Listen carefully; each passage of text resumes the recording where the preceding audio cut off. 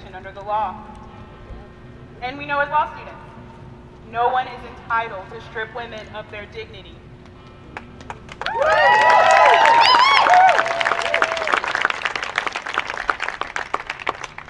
Today, y'all are going to hear from a number of really just amazing students from across the DC area who are going to share their stories with you. Later this afternoon, we'll hear whether the Senate has decided to confirm Judge Kavanaugh. But at the end of this, remember, no one is entitled to strip women of their dignity, and no one is entitled to a judgeship for the Supreme Court of the United States. So I'm going to turn back to Ty here, our fearless leader, another second-year law student at Georgetown Law, and the Attorney General of the Georgetown Law Student Bar Association. All right, let's switch places.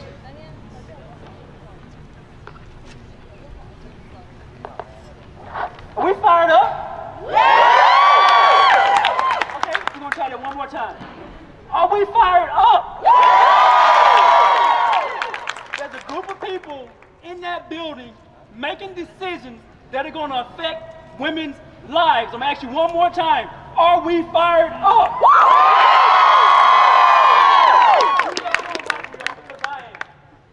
Good morning, and thank you for coming out today to support this very important cause.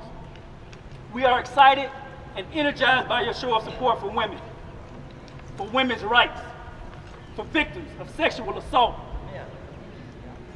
We are here because a despicable, atrocious, and contrary to our country's fundamental beliefs, injustice is going on. It continues to be fully undressed. We are here because the many voices calling for change have often been ignored, dismissed, and even unacknowledged for far too long. We are here because enough is enough. I'm pissed off. I hope you can see it. The right time to stand with women is always now. Tomorrow is always too late. The right time to fight for equal rights is always now. Tomorrow is always too late. And let's not be mistaken here. Women don't need us to stand for them. No, no, no. Women do not need us to stand for them. They are strong and far more than capable of standing on their own. They have stood up for what's right, risking their lives and their reputations, and have been demanding real progress for generations.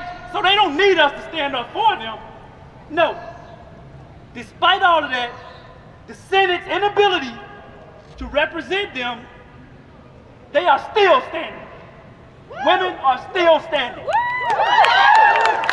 And they continue to stand. With and without our support. Please notice, without our support, women continue to stand. So women don't need us to stand up for them. This is what women need. Us to stand with them.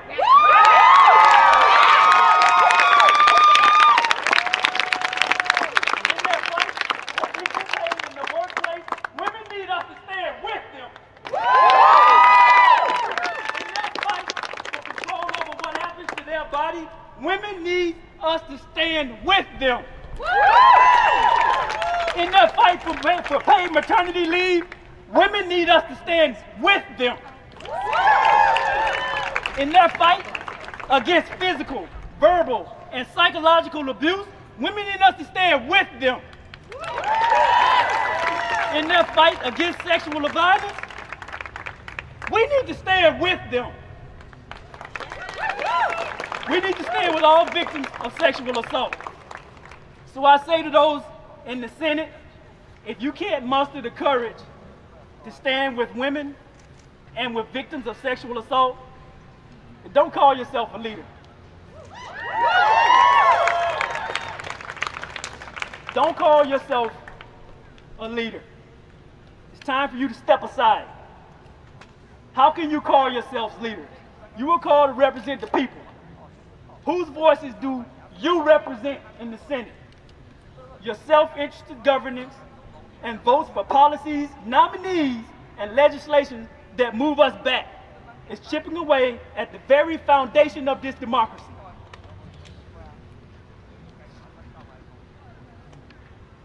When there is an injustice anywhere, we have a responsibility as Americans to use our First Amendment right to speak out and to upset the order of things. Yes, we do. I'll say that again. When there is an injustice, we have a responsibility as Americans to use our First Amendment right to speak out, and this is the most important thing, to upset the order of things.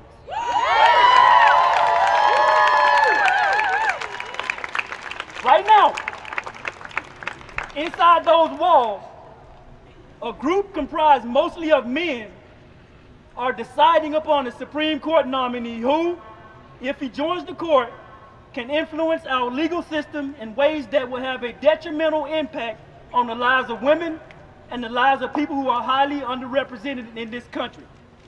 And this, I know, is disturbing, and it's upsetting, and it makes us angry. Yes. Here's the important part.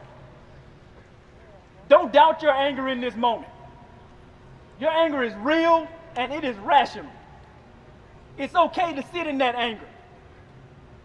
But you must use that anger for good. Be angry, stay angry, and vote angry. Because you know what? We're going to let them hear our anger now. Hell yeah, we are. But they're going to feel our anger in November.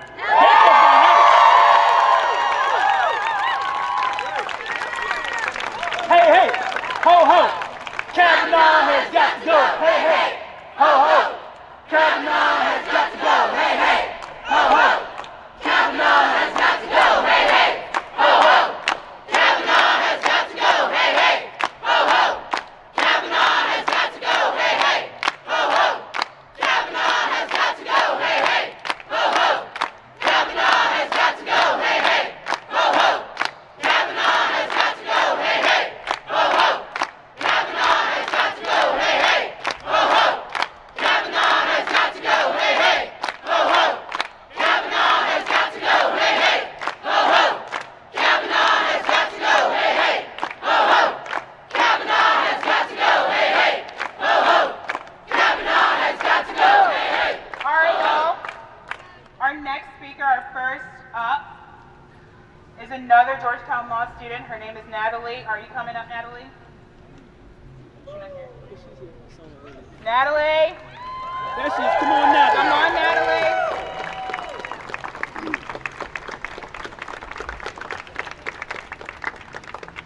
You don't have to push the button. Yeah. You don't have to push the button. Yep, just talk. You just talk into it. Come on. Yeah, don't push that button. Just talk.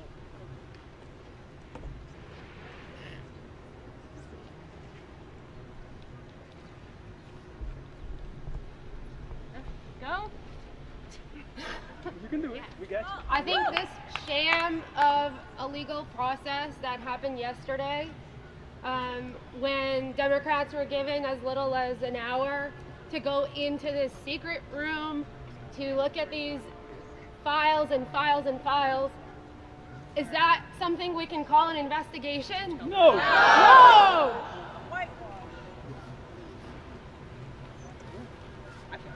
I think that the Kavanaugh phenomenon is just symbolic of the loss of civil procedure in our country. Yeah. Yes. And I think that at this time we have to think about Title IX and what that means. We have to think about what it means when victims are victimized and re-victimized by the civil procedure. Yeah. Yeah. Woo. And we have to talk about sexual assault, but also sexual discrimination that is part of Title IX. And that is all I have to say. Good job. Hey, hey, ho, ho. Kavanaugh has got to go. Hey, hey, ho, ho. Kavanaugh has got to go. Hey, hey, ho, ho. Kavanaugh has got to go. Hey, hey, ho, ho. Kavanaugh has got to go. Hey, hey, ho, ho. Kavanaugh has got to go. Hey, hey, ho, ho. Kavanaugh has got to go. Hey, hey, ho, ho. Kavanaugh has got to go. Hey, hey. All right. And next up is Scott Novak, another second-year law student, and the advocacy chair for Georgetown Law's Outlaw. Go Scott!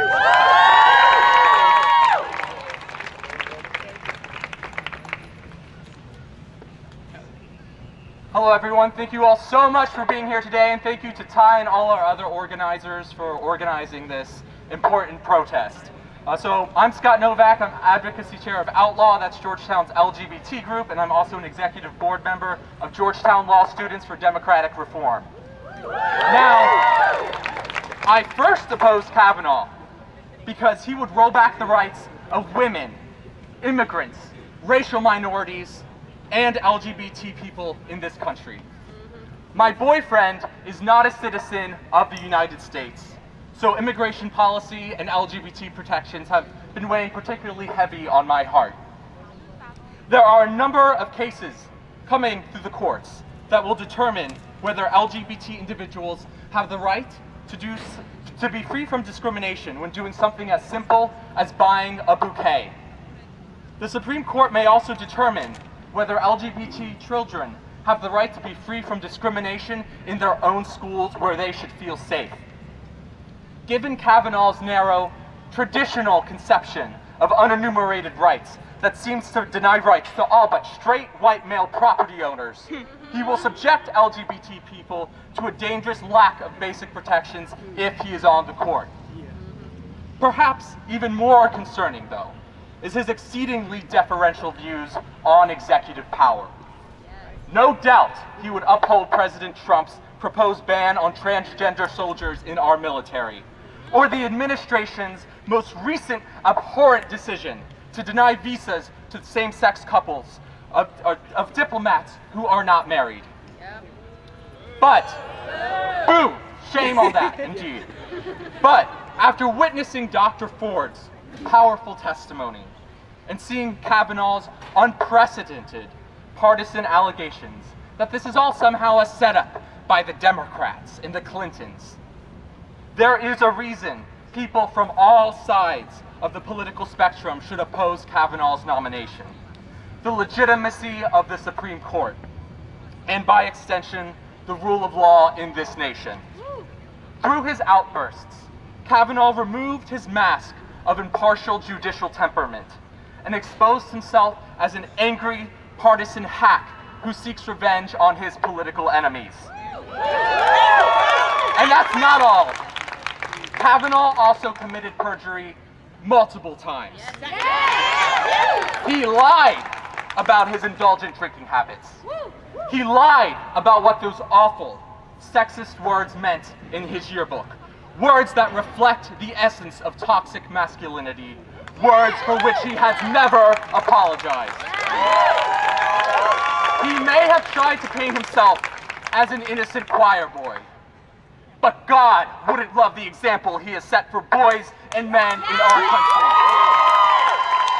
And finally, Kavanaugh repeatedly refused to support an FBI investigation to help determine the truth.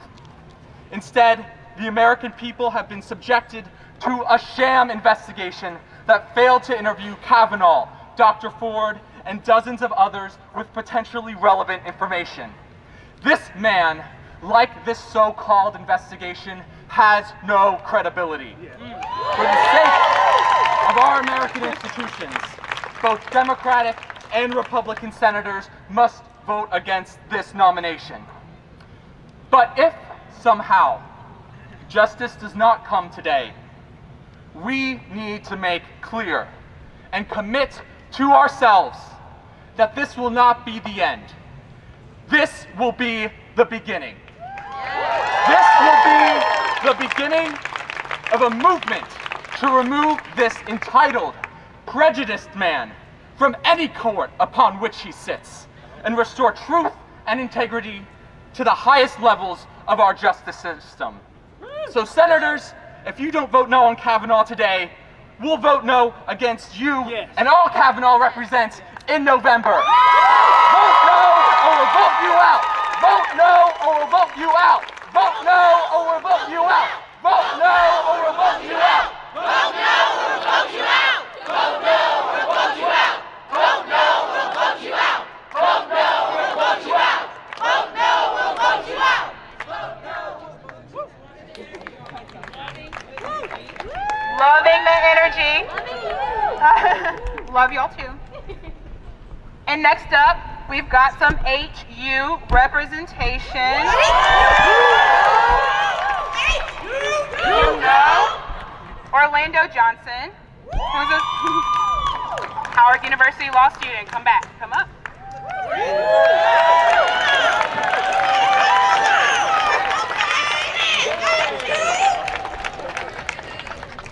Are y'all fired up? Are you ready to go? All right. Now I'm gonna run a chant throughout the course of my speech. So I'm gonna teach y'all real quick if you don't know it already. When I say we believe, you say Anita Hill the first time, all right? All right. All right? When I say we believe the second time, you'll say Dr. Ford.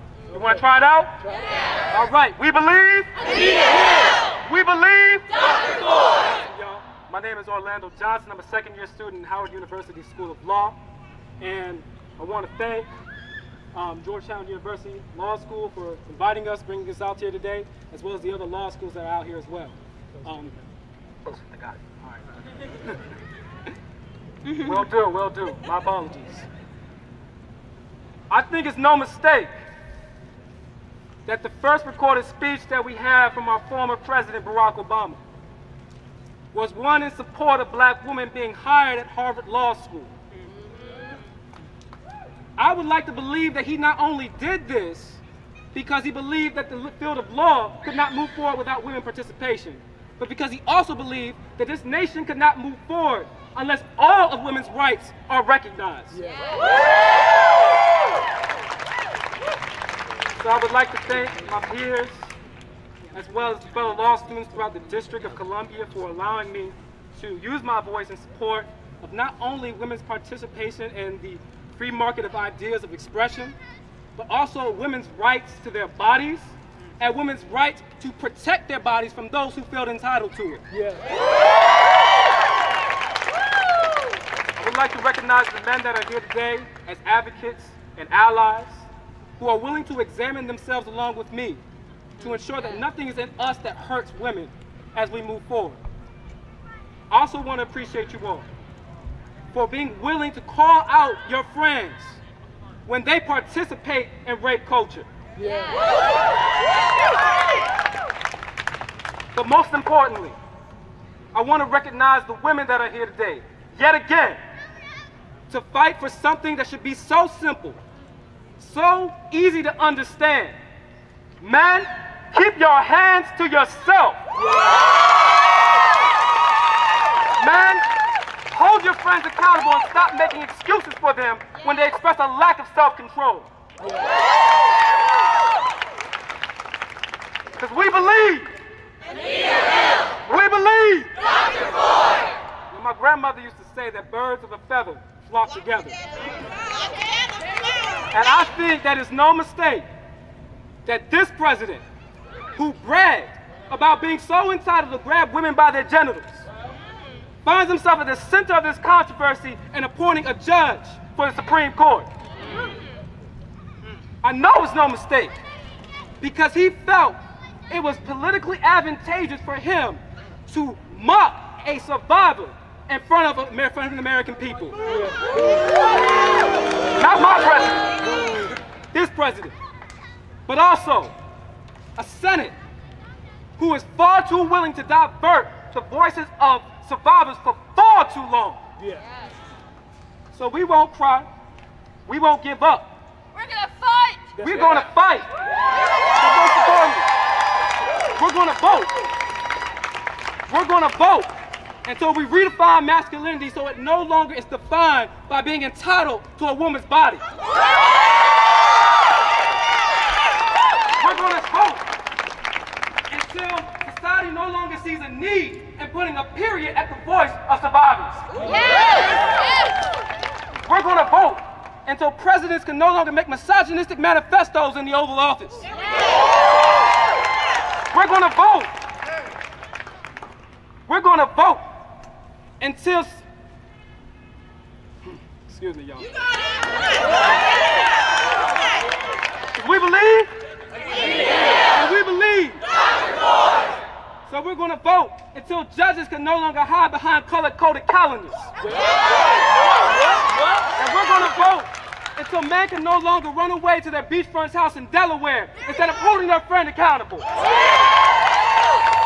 We're going to vote until FBI investigations take more time than me submitting a brief to my legal writing professor.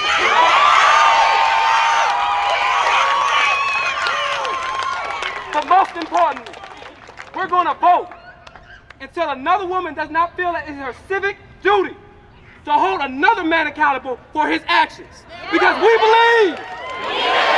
And we believe! Thank you, everybody.